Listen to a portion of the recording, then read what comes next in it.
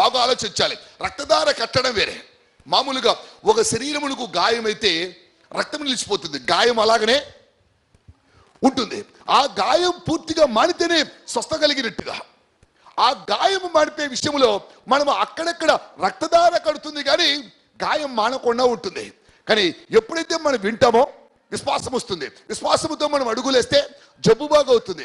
జబ్బు బాగా అయింది, అది పరిపూర్ణతలోకి రావాలంటే మనకు కలిగింది మనం ఇతరులకు చెప్పేవారముగా, మనకు జరిగింది మనం ఇతరులతో పంచుకునేవారముగా, మనకు కలిగింది ప్రభు క్రీస్తు వారితో కూడా పంచుకునే వ్యక్తిత్వం మనకి ఎప్పుడైతే వస్తుందో అప్పుడు యేసుక్రీస్తు వారి యొక్క నోట నుంచి ఒక చక్కటి మాట, చక్కటి అద్భుతమైన మాట అక్కడి నుంచి వచ్చేదానికి అవకాశం ఉంది. ఆయన అంటున్నాడు ఆ మాటలే ఇప్పుడు మనం 34వ వచనం చదివాం. అందుకు ఆయన, కుమారి నీ విశ్వాసము నిన్ను స్వస్థపరిచెను, సమాధాన గలదాని వైపు నీ బాధ నివారణై నీకు స్వస్థత కలుగును గాక.